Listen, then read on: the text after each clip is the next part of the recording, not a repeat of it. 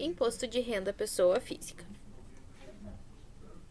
O Imposto sobre a Renda foi instituído por objeto do artigo 31 da Lei 4.625 de 1922, que instituiu o Imposto Geral sobre a Renda, sendo ele devido anualmente por toda pessoa física e jurídica residente no país e devendo incidir sobre o conjunto dos rendimentos líquidos de qualquer origem.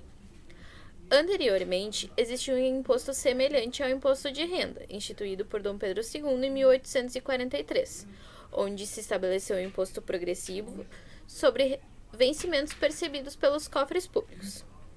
Foi a partir de 1922 que se formulou um dispositivo específico sobre o imposto de renda, que também determinou a designação de repartição própria com funcionários específicos para recebimento e avaliação do ato declaratório.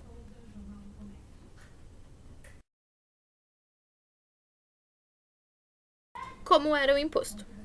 Incluso no artigo 31, determinou-se que as pessoas residentes no país, bem como as sociedades que possuíssem sede em território estrangeiro, seriam tributadas pelo valor líquido, ou seja, o valor bruto, deduzidos impostos e taxas, juros de dívidas, perdas extraordinárias por motivos fortuito ou força maior, como incêndio, tempestades, naufrágios, etc.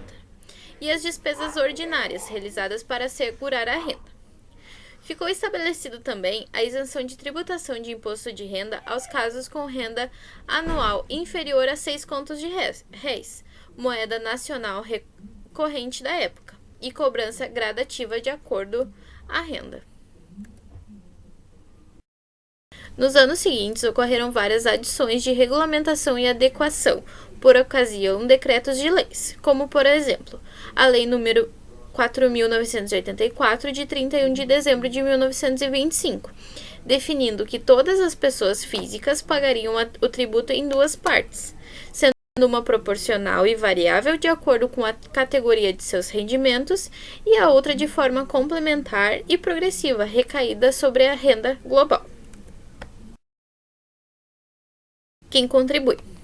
Para se caracterizar como contribuinte obrigado a declarar o imposto de renda, se faz necessário constar dentro de alguns requisitos, como, por exemplo, ser cidadão residente no Brasil e ter um rendimento tributável anual superior a R$ 28.123,91 durante o ano calendário de 2019.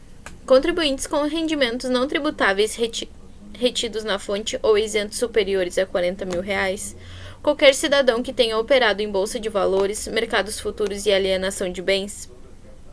Também é obrigado a declarar quem tem propriedade ou bens com valores superior a R$ 300 mil. Todo e qualquer contribuinte que passou a condição de residente no Brasil, quem registrou receita bruta anual em atividade rural superior a R$ 140.619,55, ou queira compensar prejuízos da atividade rural com receita de exercícios anteriores. Quem não contribui?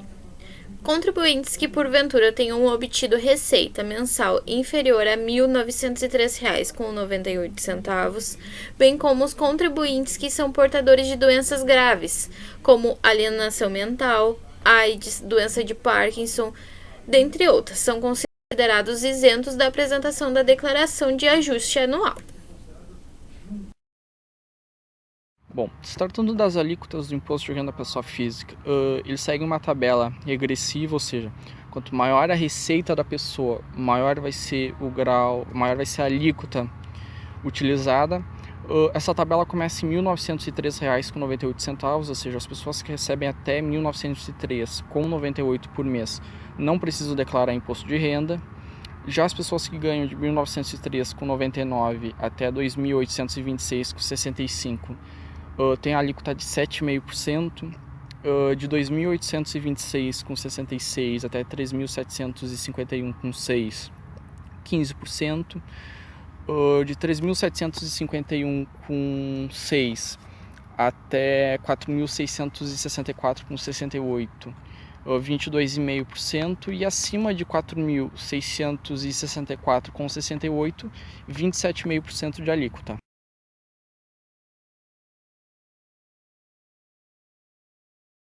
De alíquota. Além disso, se tratando da base de cálculo do imposto de renda da pessoa física, ele segue uma regra básica que é receita bruta menos o somatório das deduções igual à base de cálculo, ou seja, receita bruta, todas as receitas recebidas, seja por meio de trabalho, seja por meio do capital, seja por meio de direitos,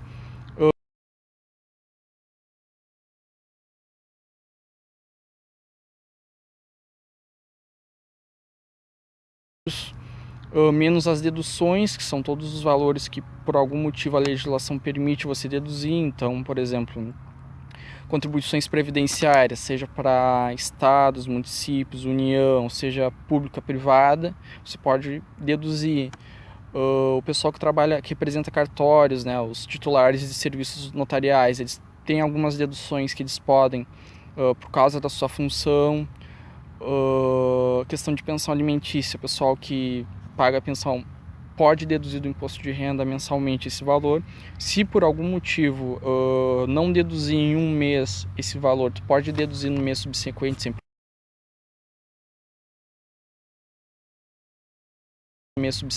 problema nenhum.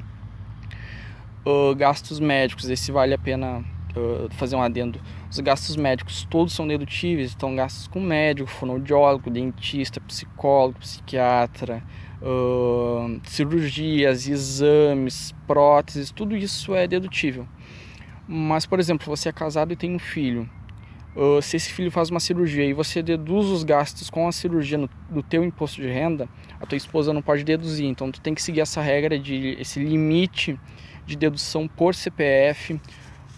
Além disso, gastos com instrução, seja faculdade, seja ensino infantil, ensino fundamental, médio, superior, profissionalizante, tudo isso é dedutível. Só que você tem um limite de R$ 3.561,50 de dedução máxima anual, seja por contribuinte ou por seus dependentes.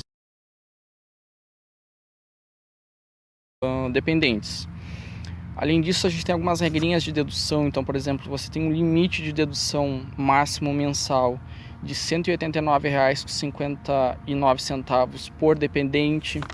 E você também tem uma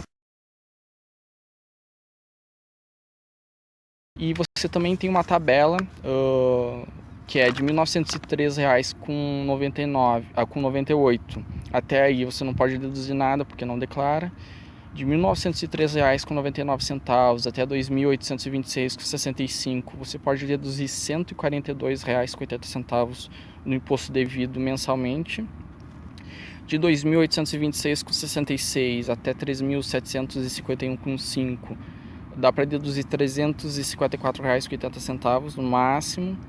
De R$ 3.751,6 até R$ 4.664,68. O limite de dedução mensal máximo é de R$ 636,13. E por fim, de R$ 4.664,69 em diante, você pode deduzir no máximo R$ 869,36 mensalmente.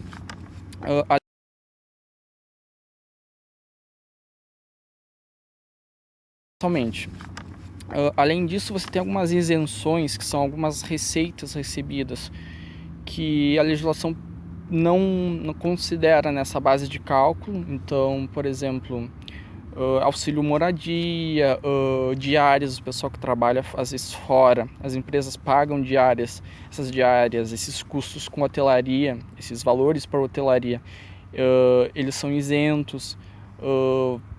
Vale alimentação, vale cultura, regimentos de aposentadoria e pensão,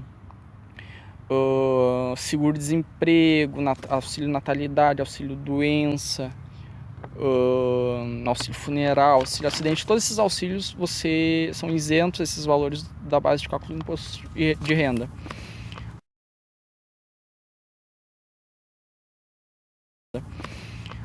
E por fim, como entregar o imposto de renda, acho que todo mundo já sabe, né? Desde 2007 a gente tem uma plataforma digital através da Receita Federal para declarar imposto de renda. Agora, recentemente, a gente ganhou o aplicativo, que é mais uma facilidade para poder declarar. Tu consegue declarar usando o teu computador, o teu tablet, o teu celular, tudo isso é bem tranquilo. E assim, considerações finais. O imposto de renda ele não é uma declaração complicada. Ele só é um pouco extenso. Ele trabalha muito com cada caso. Tem muita regrinha de dedução, de isenção, de acordo com determinadas receitas, com determinados gastos. Então, assim, é uma declaração que não é complexa. Ela só é um pouquinho extensa. Ela trabalha muito com cada caso, com cada situação. E a gente tem que prestar muita atenção na hora de declarar, né? Porque a gente sabe que existem declarações acessórias, né? Decred, de MOB, DIRF, que são usados pelo fisco, pela Receita Federal, para analisar se as declarações do imposto de renda que nós estamos fazendo está correta, está de acordo com nossos gastos. Então a gente tem que prestar muita atenção nesses detalhes, mas não é nem um pouco complexa. Ela é até bem simples, só é extensa. E basicamente é isso. Se tiver ficado alguma dúvida, acho que os colegas podem falar aí embaixo, a gente responde se possível, e era isso. Obrigado.